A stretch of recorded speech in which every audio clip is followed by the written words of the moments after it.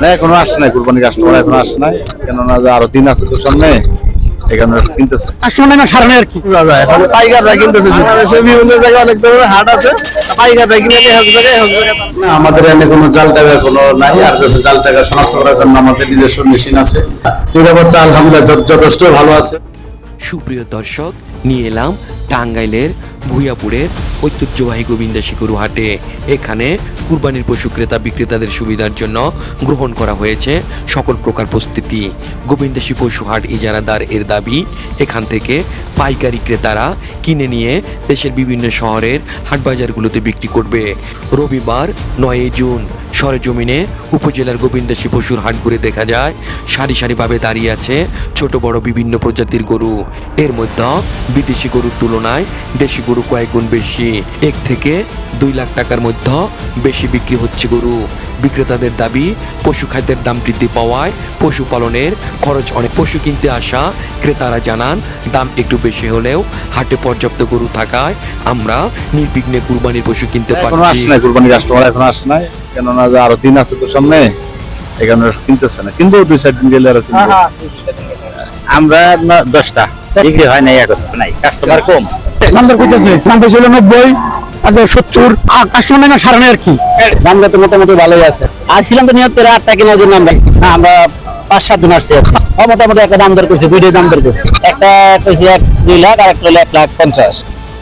দাম তো 85-90। গেরস্ত এরকম আসে নাই, গেরস্ত আসলে ছাগলেরই পুরা যায়, পাইকাররা কিনতেছে শুধু। না এটা পাইকাররা কিনতেছে কিনা, এটা শুধু বাংলাদেশ আমাদের একটা হাট তা না, বাংলাদেশে বিভিন্ন জায়গায় অনেক ধরনের হাট আছে, পাইকাররা কিনে জায়গায় তারা বিক্রি করতেছে। সামনে অনেকগুলো হাট আছে, সামনে আরো কিছু সময় আছে, তো কুরবানির সময় মানুষ এখন খুব কাছাকাছি কিনে, মানে নিজের বাড়িতে পালে কম আর ই করে কম, জায়গা কম, তো মানুষের গোবিন্দাসী গরু হাট বৃহত্তম হাট ছিল, কিন্তু এখন এরকম নাই। অনেক বিভিন্ন অনিয়মের কারণে অনেকটা কেনার জন্য বেচার জন্য সারা বাংলাদেশ থেকে আসতেছে। আমি লিটন মন্ডল গোবিন্দাসী হাট ইজারাদার। না এবার আমদানি আলহামদুলিল্লাহ যথেষ্ট ভালো আছে, কেনাও ভালো আছে। না আমাদের এখানে কোনো জাল টাকা কোনো নাই, আর কাছে জাল টাকা শনাক্ত করার জন্য আমাদের নিজস্ব মেশিন আছে। নিরাপত্তা আলহামদুলিল্লাহ যথেষ্ট ভালো আছে। গোবিন্দাসী হাট হলো সপ্তাহে 2টি হাট, রবিবার আর বৃহস্পতিবার। আমাদের হাটে গেছে তো এক সময় সারা বাংলাদেশের 2য় বৃহত্তম হাট ছিল। এখন তো হাটের অনেকটাই যে বিভিন্ন কিছু 5-6 বছর অনিয়মের কারণে হাটটা অনেকটা দুর্বল হয়ে গেছে। যাতে হাটটা আগের পর্যায়ে নেওয়া যায়, যেভাবে ভালো করা যায়, সবাই মিলে চেষ্টা করতেছি। বিশেষ করে আমাদের কাছে ইউনো মহোদয় অনেক আমাদের জন্য চেষ্টা করতেছে, আমাদের কাছে ভবরি জাজ ওসি মহোদয় আমাদের জন্য হাটের জন্য অনেক চেষ্টা করতেছে। তারপরে গ্রামবাসী মিলে সবাই মিলে চেষ্টা করতেছি।